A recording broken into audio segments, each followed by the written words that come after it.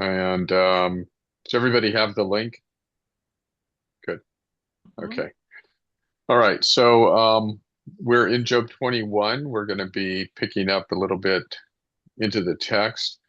Uh, Last time we were together in Job, I was talking about how Job was mocking Eliphaz and that how Job's description of the wicked actually is just Eliphaz's description of the righteous. And Job is saying, no, look, the wicked, they live long. They're not judged. They prosper. They die in peace. And so Job does, in one verse toward the end of the chapter, say that he knows that he's not talking about all the wicked, but he's making the point that they're not talking about all the wicked or the righteous either in their characterizations. You know, he's saying you're not right. It's not always the case that God judges in this life the wicked and does it quickly and in a way that everybody can see it. Sometimes wicked people do die young in torment, but sometimes wicked people live their whole life out. They die really old with lots of kids and they're prosperous and happy. You have to take that into account. But he's really emphasizing in this chapter the opposite description of the wicked that can be seen by looking at the world, looking at people get away with stuff. So wanted to continue talking about that kind of description that he gives. That's in basically Job 21, 7 to 13, which I'll read in just a minute. And I want to compare that. I've updated my outline. I had just one or two places of comparison with Bildad and Zophar, but I think that there's really a lot more. So I want to go back and revisit what they said in chapters 18 and 20 also, and kind of make a comparison between those things. So to start with Job's words in Job 21, 7 to 13. Why do the wicked live, reach old age, and grow mighty in power?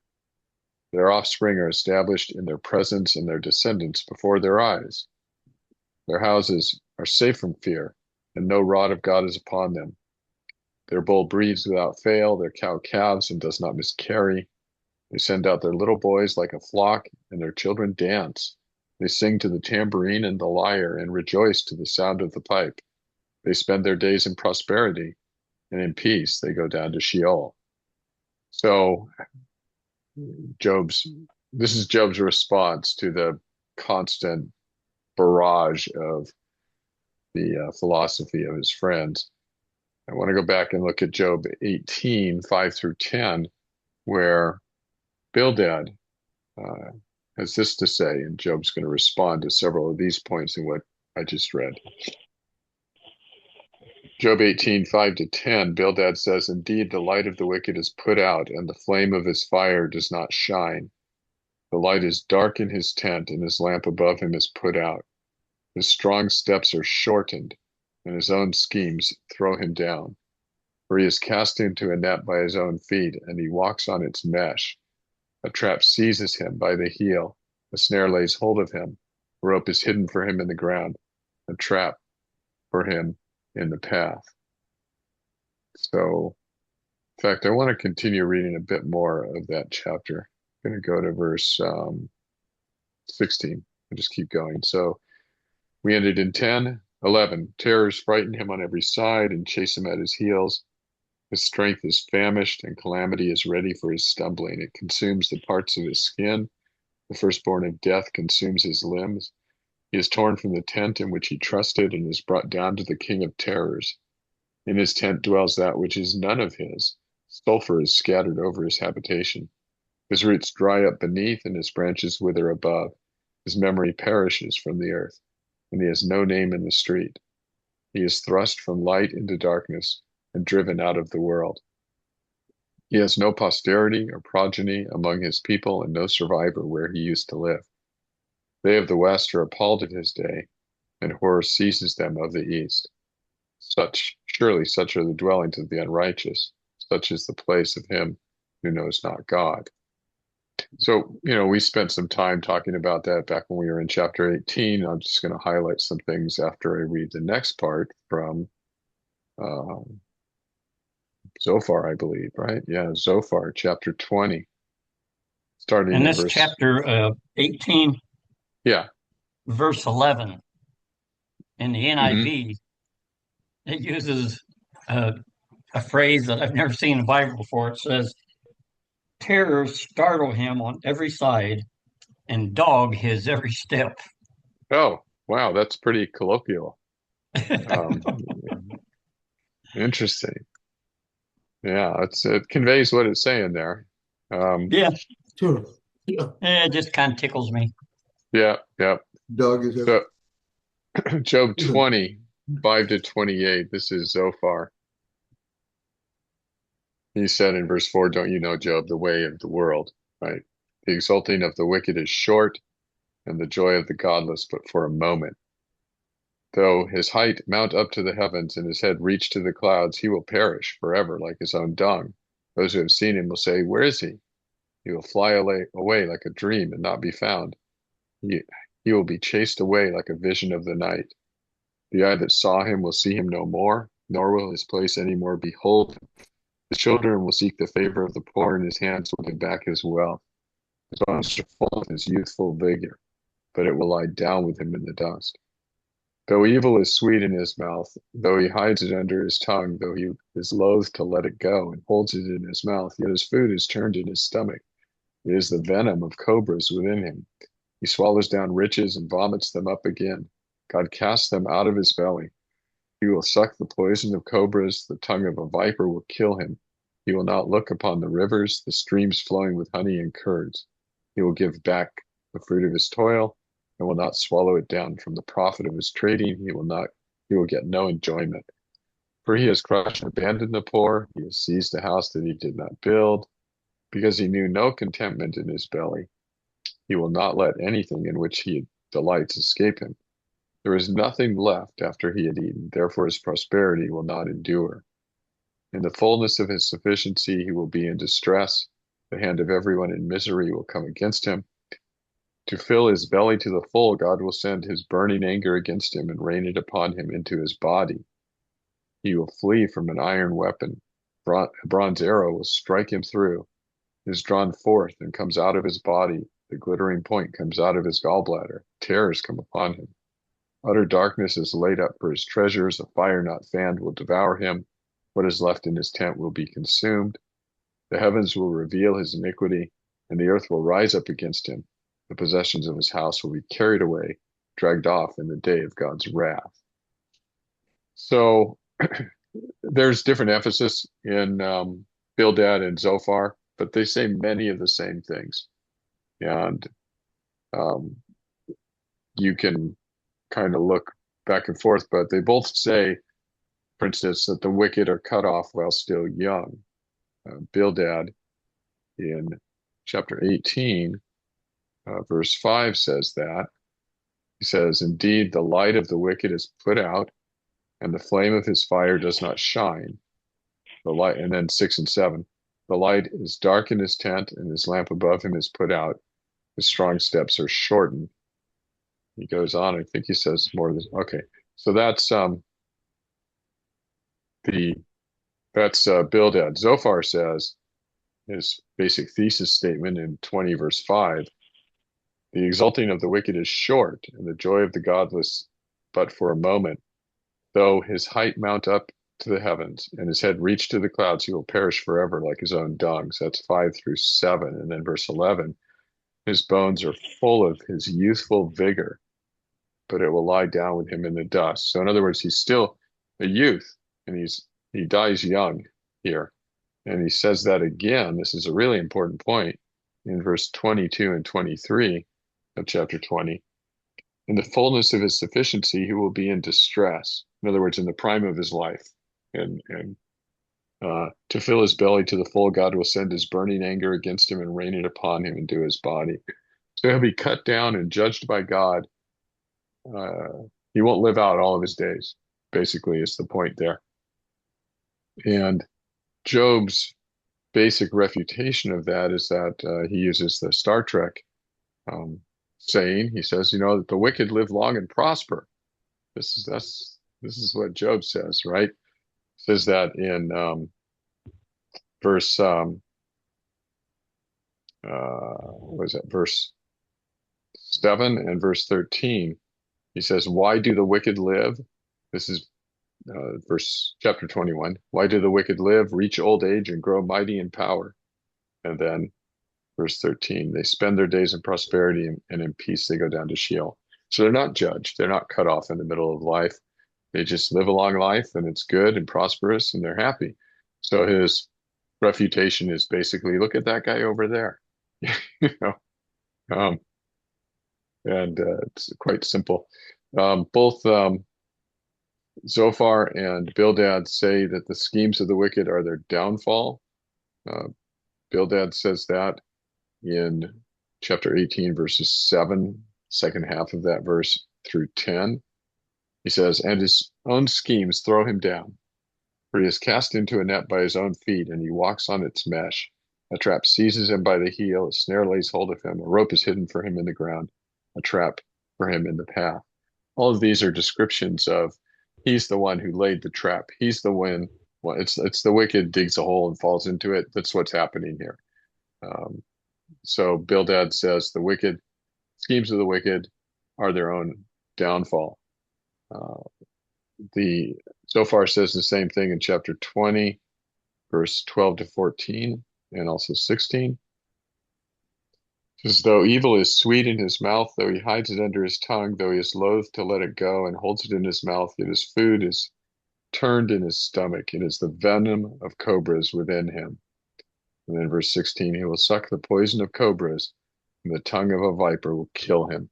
So he's saying you're being destroyed by your own wickedness. The thing that you planned is the thing that will be your downfall. Job basically says in the entire section that we read, he says the schemes of the wicked are unpunished, and in fact, the wicked prosper from them. And that's the point he makes. And that's just the whole tenor of Job 21, 7 to 13. In both Bildad and Zophar, they both say that God makes the life of the wicked terrible, and that God fills it with terrors. They actually use the word terrors, both of them. And that's Job 18:11 is Bildad. He says, terrors frighten him on every side and chase him at his heels, or a dog is every steps, right? Terrors, dog is every steps. His whole life is just consumed by terror. In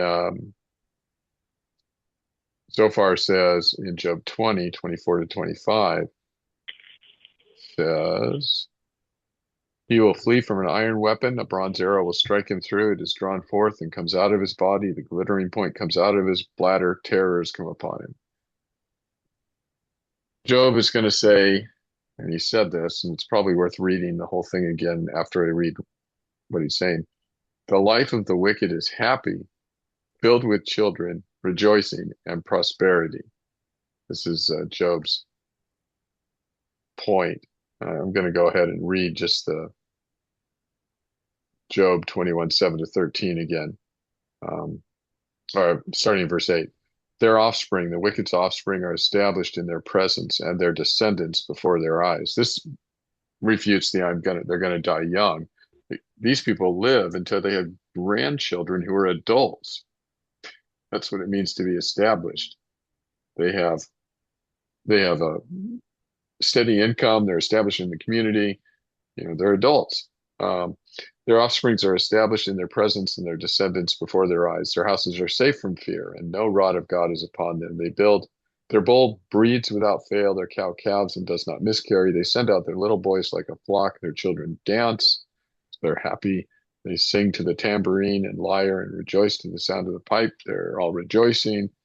They spend their days in prosperity, and in peace they go down to Sheol. So Job's description of the wicked sounds like the life of the wicked is happy, filled with children, rejoicing, prosperity. So that counters what his two friends there had said, and he's already mocked Eliphaz and doesn't need to deal with him anymore.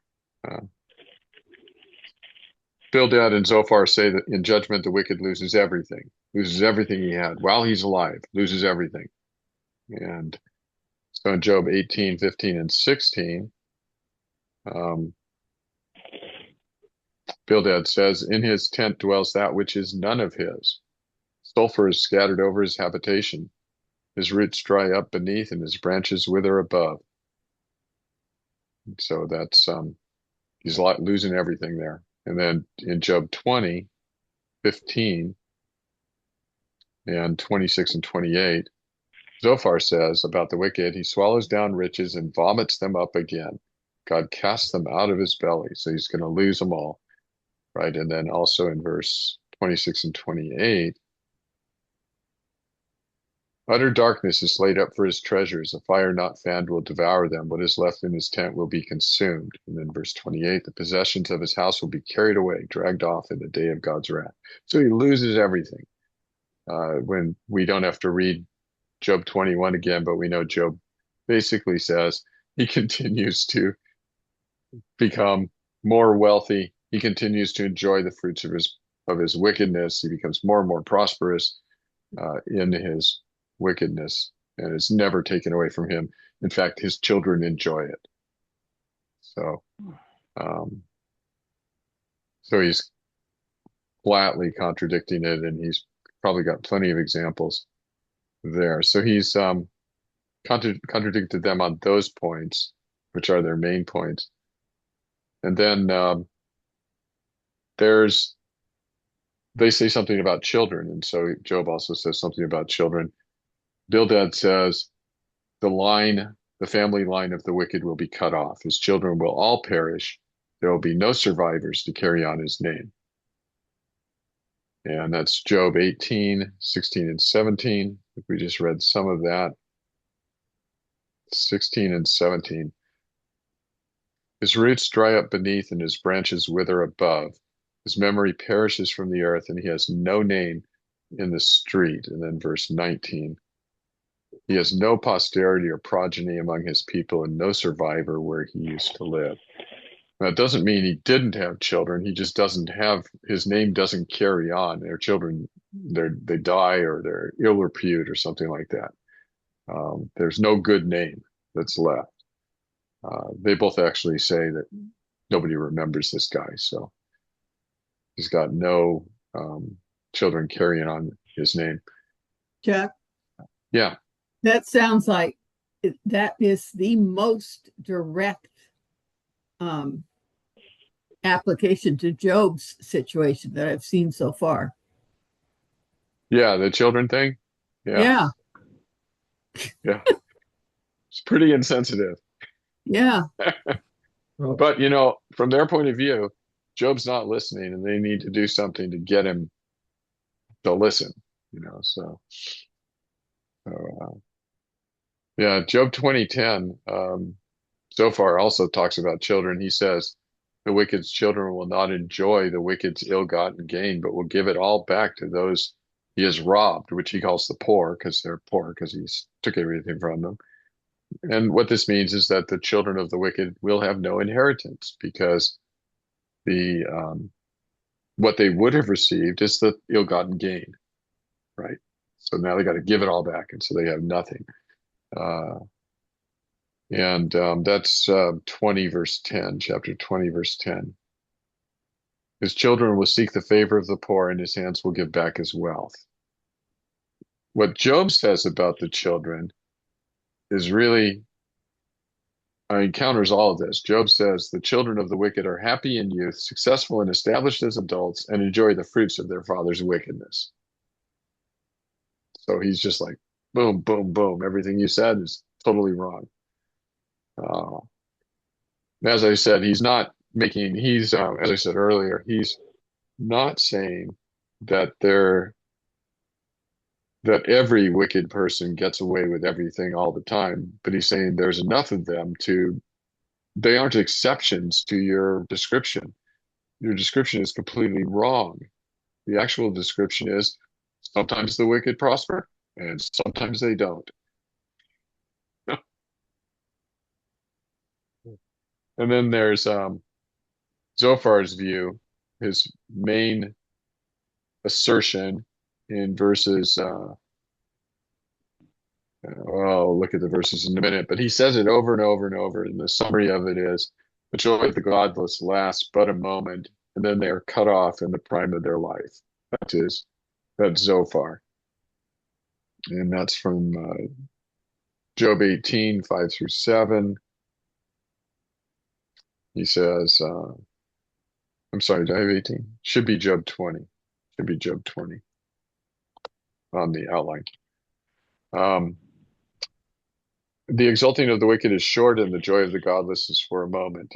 Though his height mount up to the heavens and his head reach the clouds, he will perish forever like his own dung.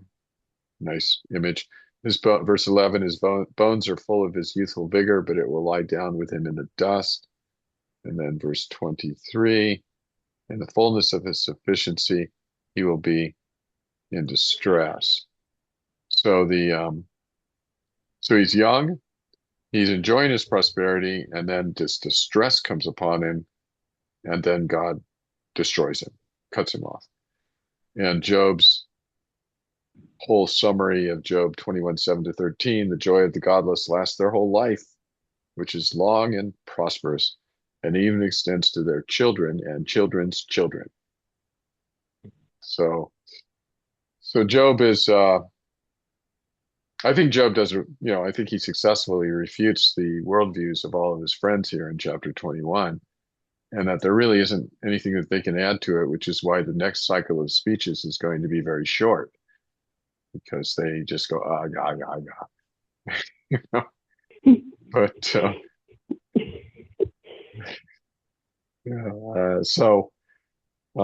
that's how the chapter's organized. I mean, that's why he's saying what he's saying. He's saying his aim in the chapter is not just to refute one or two points, but to completely demolish the worldviews of his friends and say, now you're left with nothing. What's left of your counsel to me is just all nonsense, and that's how he ends. That's how he ends the chapter. It's just words. They have no meaning.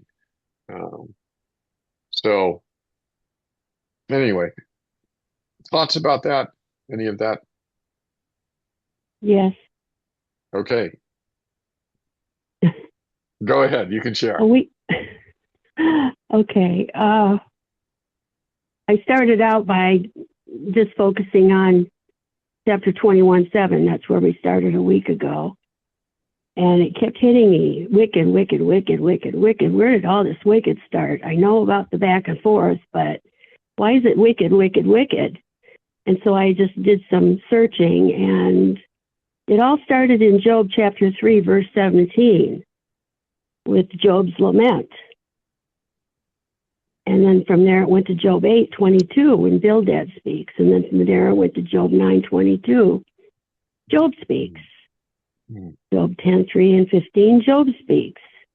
Job 11:14 and 20, Zophar rebukes. Job 15 and 20, Eliphaz speaks. Job 16 and 11, Job speaks.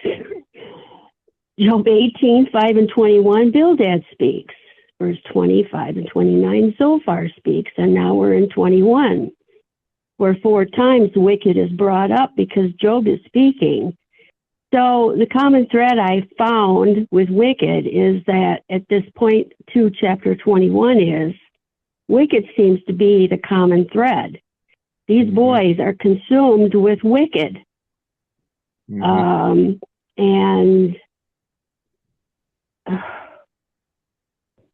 I don't know why they are.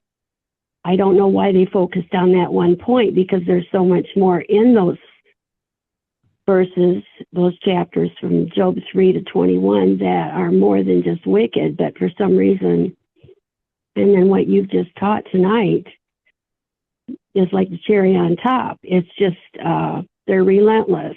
And so those are my thoughts on what we've done so far. Thank you for letting me share. Yeah, thanks for that, the kind of the overview there. It is a significant topic that they're continually, like you said, they're focused on it. The basic question they don't have any question in their minds, but the question that the reader is asked, we being the readers, is what does God do with the wicked in this life? How, can you tell a person is wicked by looking at their circumstances? And the answer is no, you can't. And that's Job's point. Job's point is basically, yes, I'll grant God judges some of the wicked in this lifetime, but what about all the other ones that he doesn't? Because their whole argument against Job at this point is, you look wicked, you look like a duck, you walk like a duck, you quack like a duck, you must be a duck. That's the argument they're using. And, so he's like fed up with it, right? Tired of listening to it. So Well, do you think? Do you yeah, think too that maybe? Do you think maybe too during all these times that he spoke of wicked, like Catherine brought up? Do you think he spoke of it so much because they may have been a little jealous in his heart toward him? toward the wicked, or toward who? Yeah, being jealous of them because they have so much and doing so well and that kind of thing. Yeah, I don't think so. I don't think he. I mean, there might be some. No.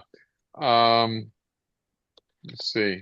I don't think so. And the reason I don't think so is because of what he says in uh, in this very chapter. We didn't read this verse yet, but 21 verse 16. So if we look at 21, we read to 13. So we'll pick up 14 and then read through a little bit. 14. So now he's been talking about the wicked and how they spend their days in prosperity, and we have that whole description. And then he says, they say to God, depart from us. We do not desire the knowledge of your ways. What is the Almighty that we should serve him? And what profit do we get if we pray to him? Okay, so he's mimicking the wicked now, or he's at least describing their heart attitude, right? He's saying they don't want anything to do with God. They're self-made and all that, and which is why he says, verse 16, the first part of it, behold, it's not their prosperity in their hand. Is it not in their own hand, right? They're not relying on God, they're relying on themselves. And then he says this very strong statement, the counsel of the wicked is far from me. It's like, I don't want anything to do with this type of thinking, this type of lifestyle, this type of not relying on God. And I want nothing to be jealous of here. Far from me. So I think that, I don't think he's jealous. I think he's, of course, he would be grieving over what he's lost, but not in a jealous way or covetous way of looking at other people. Actually, he's just been trying to defend his integrity, against his friends.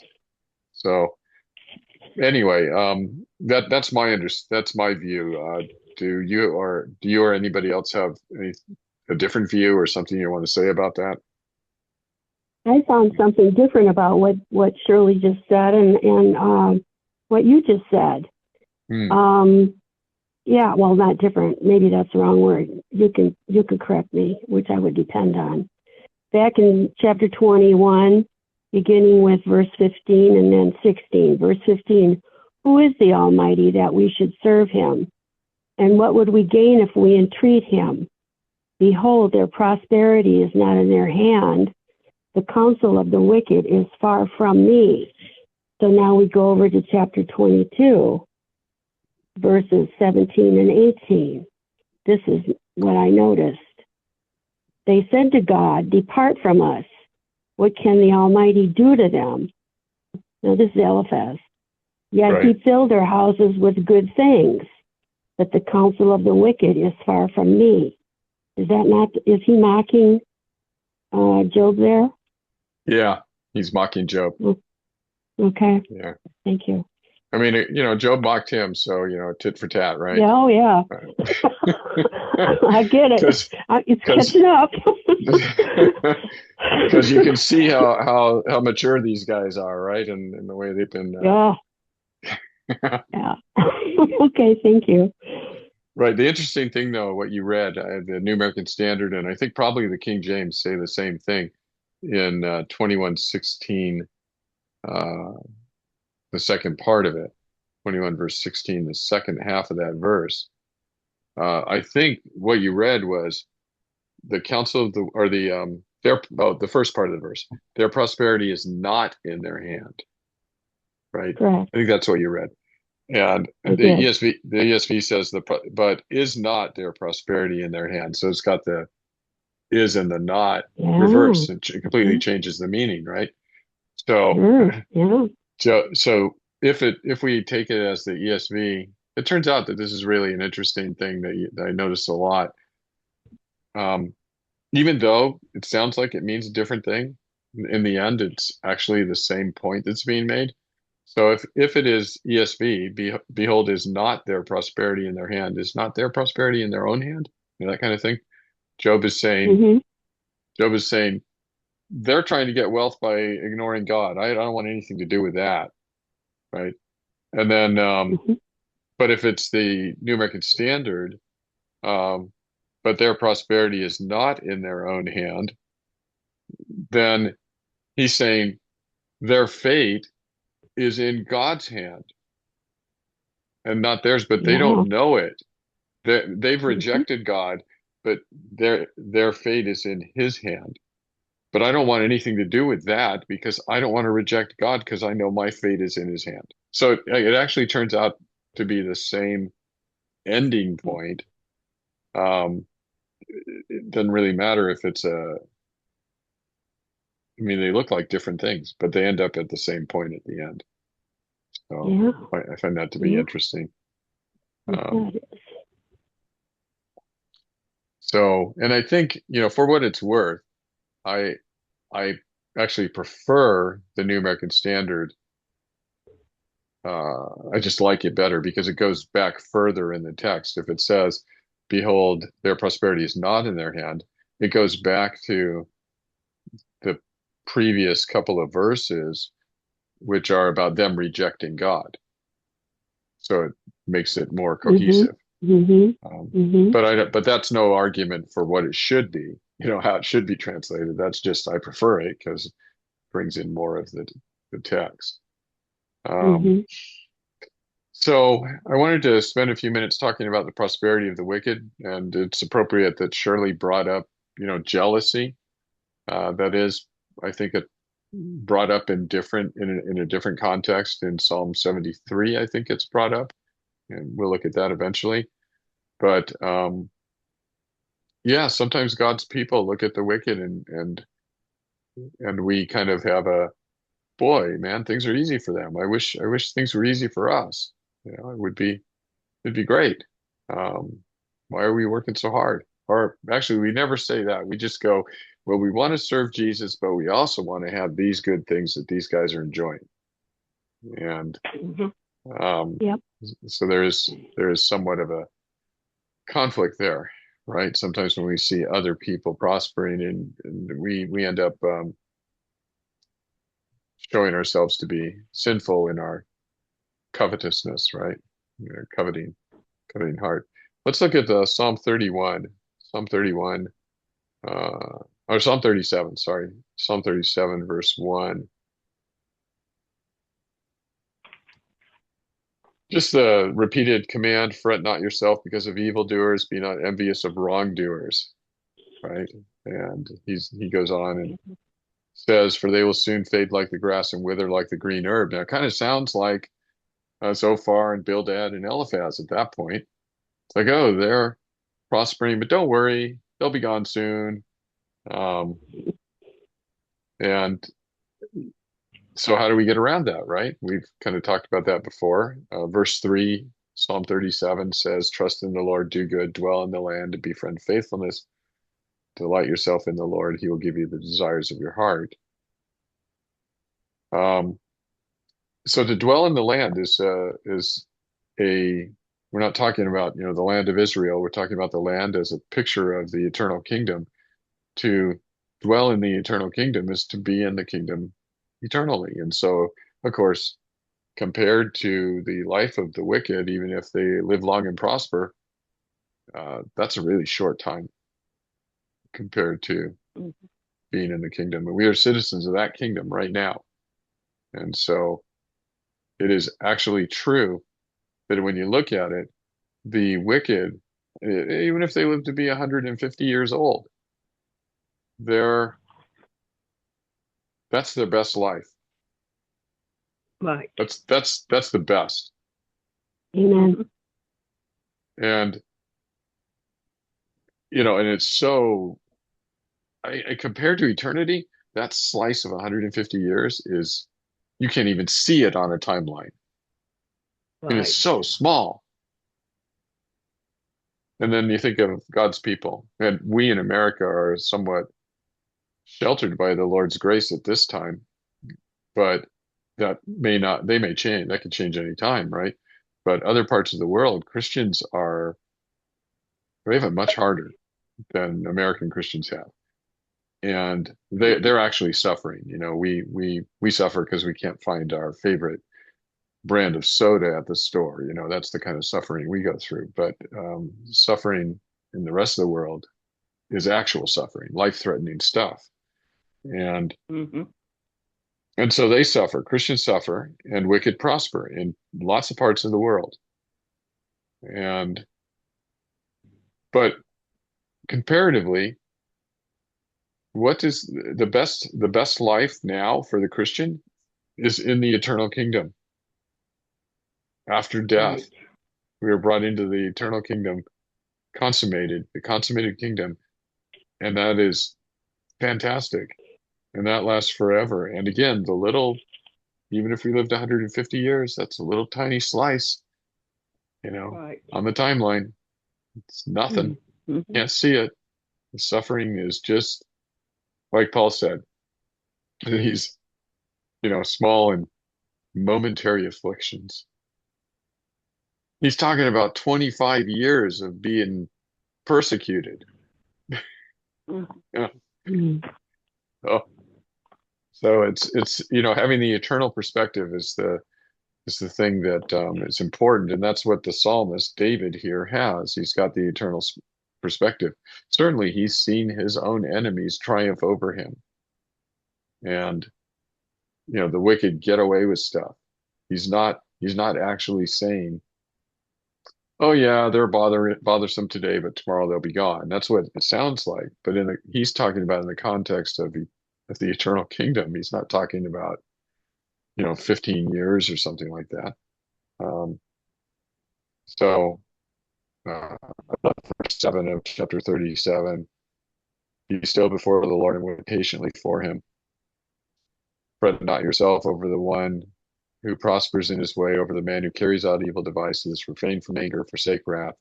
Fret not yourself, it tends only to evil. For the evildoer shall be cut off, but those who wait for the Lord will inherit the land. This is a picture of the whole generation dying in the wilderness and the next generation inheriting the land because they were faithful. Which people had it better? People who saw all the miracles in the wilderness and died without seeing the promised land, or the people who went into the promised land and got their inheritance? Right? That's the point. They had to go through battles, to get their inheritance. It wasn't just handed to them.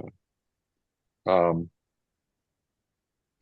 so the next one I wanted to look at, Psalm 37, 35, I guess. I just had put that there. I've seen a wicked and ruthless man spreading himself like a green laurel tree. Yeah. So the psalmists have, they recognize that wicked prosper. Let's read Psalm 73.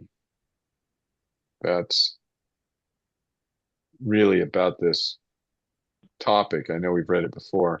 Truly, God is good to Israel, to those who are pure in heart. I want to note here.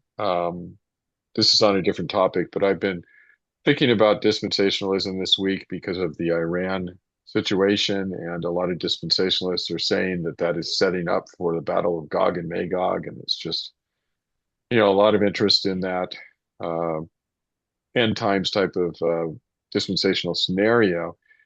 And I'm been thinking about places in the Old Testament where Israel is, where the word Israel is applied to the people of God by faith. and not, you know, either apparently or explicitly to the exclusion of some people who are genetically or biologically Israelites. Here's one of them, right? Truly, God is good to Israel, to those who are pure in heart. Israel are the ones that are pure in heart, not those people who perished in the wilderness.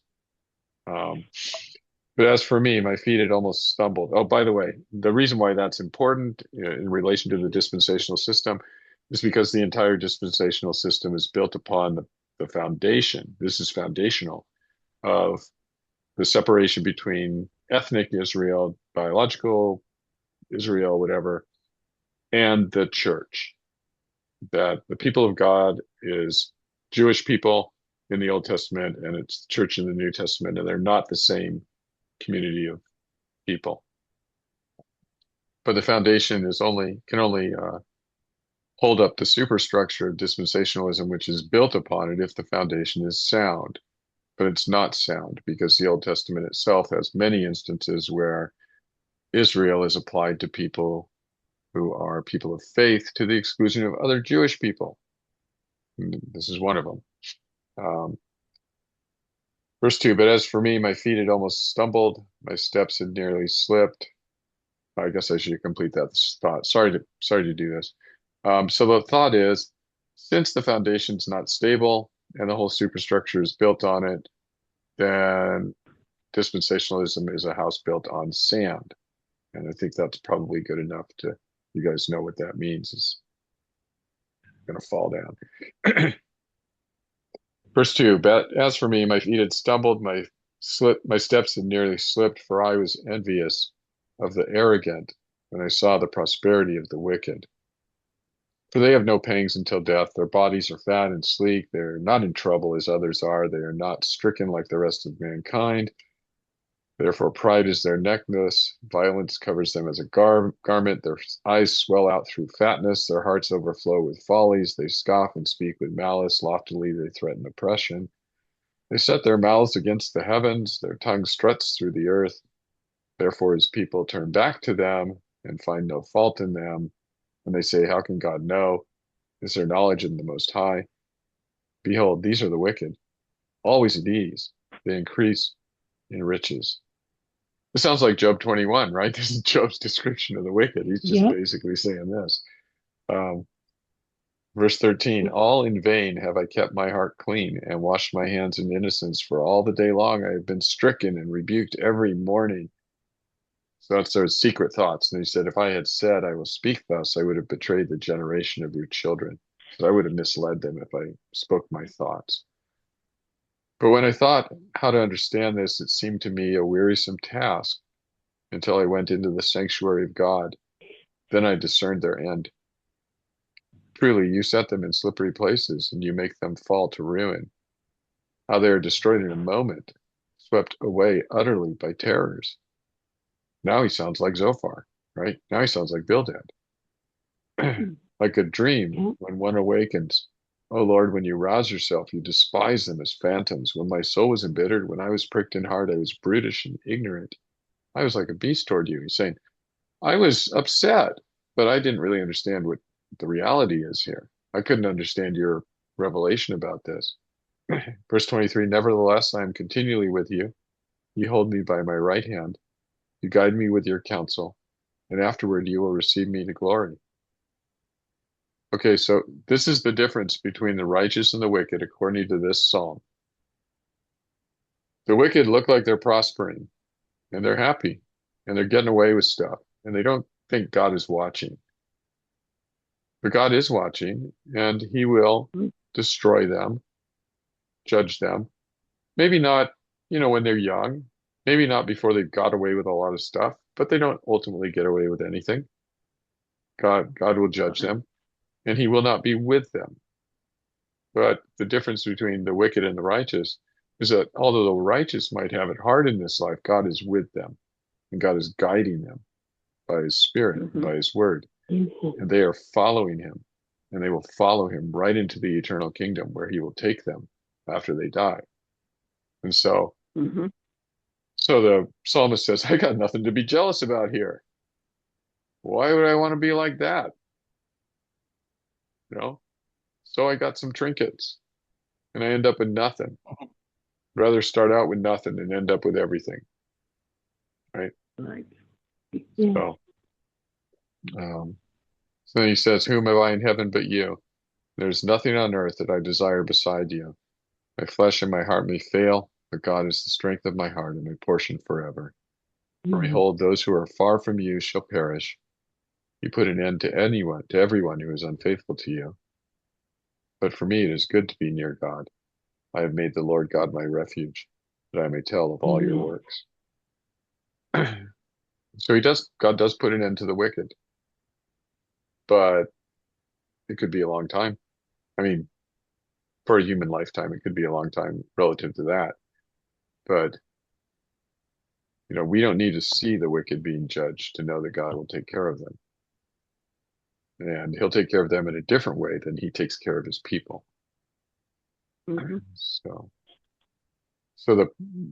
So yeah, it's possible that Job felt a little bit envious and jealous, but I think he actually had this perspective that the psalmist arrives at after starting out envious, and he ends up with, oh man, their counsel's far from me. He ends up with that type of a thought. I don't want to be like that.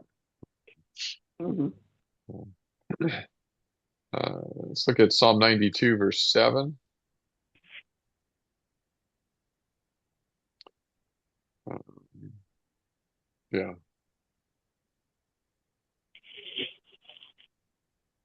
I'm going to read verse 6 and 7 actually. So 6 says that the stupid man cannot know. Let me say something about that. That's the ESV. You probably have some other translations that don't say stupid man. I used to have, I had a friend, Mike Kennan, while he was still with us, one of his favorite verses. It was in the Proverbs, but it contained the word stupid, and he really liked that verse because it had the word stupid in it. Okay.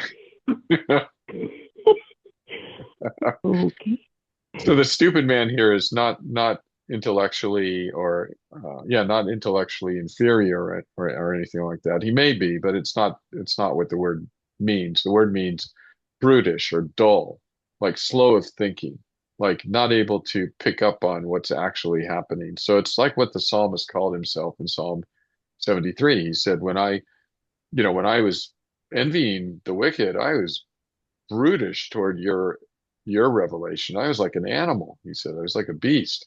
He was stupid, is what he's saying. So verse 6, the stupid man cannot know, the fool cannot understand this, that though the wicked sprout like grass and all evildoers flourish, they are doomed to destruction forever. That's yeah. So that's the biblical view on uh, how to think about the wicked. And we got maybe a couple more verses. Ecclesiastes 8:14. There's a Could you vanity that repeat takes, that, please? yeah, Ecclesiastes 8:14. The 8 got bumped out of your speech from something, Yeah, so I I thank you. probably ran the words together. There is a vanity that takes place on earth, that there are righteous people to whom it happens according to the deeds of the wicked. Oh, people like Job, right? This is a vanity. Something like, and there are wicked people to whom it happens according to the deeds of the righteous. I said that this is also vanity. He's saying, this is so confusing. I can't figure this out. Why is this happening? He figures it out at the end. But, he's like, I look out my window and I see wicked people getting the blessings that God promises the righteous, and righteous people getting the curses that God promises the wicked. I don't know how to understand that.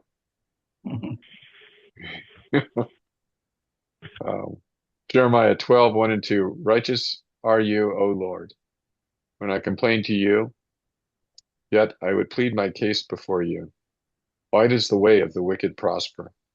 Why do all who are treacherous thrive? You plant them and they take root. They grow and produce fruit. You are near in their mouth and far from their heart. Yeah. Why?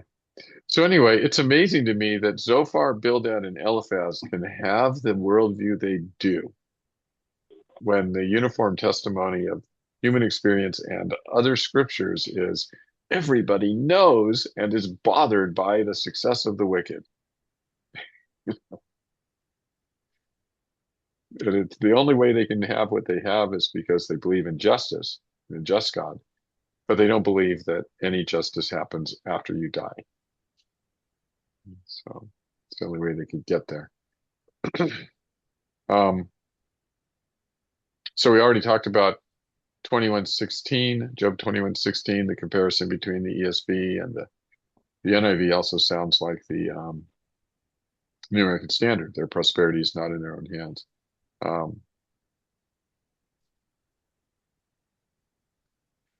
So just returning to that conversation about Job 21:16, which I'll read again, it says, "Behold, is not their prosperity in their hand? The counsel of the wicked is far from me."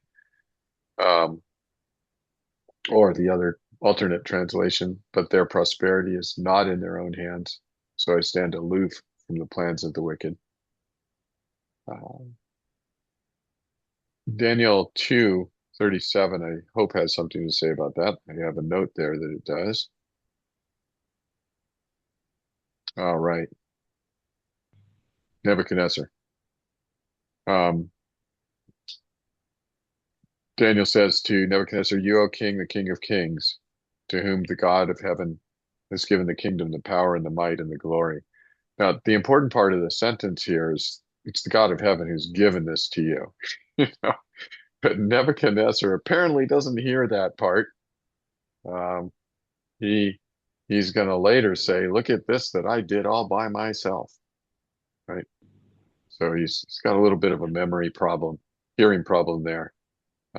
He's going to say that in chapter 4, verse 28 through 33, which is not at the link that I put there to click on. I mean, it is eventually. All right, so we're going to look at Daniel 4:28 to 33, and then we'll end for tonight. I don't know why it's in here in the wrong order. There it is. All this came upon King Nebuchadnezzar. At the end of 12 months, he was walking on the roof of the royal palace of Babylon, and the king answered and said, "Is not this great Babylon, which I have built by my mighty power as a royal residence and for the glory of my majesty?" While the words were still in the king's mouth, there fell a voice from heaven, "O King Nebuchadnezzar, to you it is spoken. The kingdom has departed from you, and you shall be driven from among men, and your dwelling shall be with the beasts of the field." It's appropriate, right? Because he's acting like a beast. He's being stupid before God, right? He doesn't understand. He's brutish. You'll be driven among men, and your dwelling shall be with the beasts of the field, and you shall be made to eat grass like an ox, and 7 periods of time shall pass over you until you know that the Most High rules the kingdom of man and gives it to whom he will. Now, that's exactly what he was told. Immediately, the word was fulfilled against Nebuchadnezzar. He was driven from among men and ate grass like an ox, and his body was wet with the dew of heaven till his hair grew as long as eagle's feathers, and his nails were like bird's claws. And then, he finally learns, right?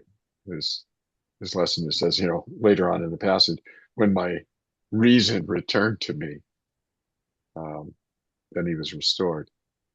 So this is part of Job's point, right? Their prosperity is, if he's saying their prosperity is in their own hand, he's saying they think their prosperity is in their own hand, but it's really in God's. And look what dangerous situation they're putting themselves in by thinking that. And if he's saying their prosperity is not in their own hands, he's still implying that they think it is. And look at the bad situation that puts them in. And it's a situation like Nebuchadnezzar, where God gives him good things, and Nebuchadnezzar thinks he got it on his own. This is why salvation by faith and salvation by works are so antithetical, right? So opposed to each other. You can't take this salvation as a free gift and then think you earned it. This would be repugnant to God.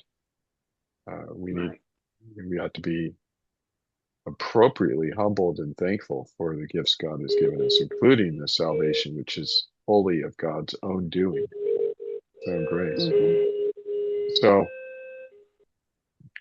So that's, I think we should stop there for tonight. Anybody have any comments, questions? No? Okay. I'm going to stop the recording.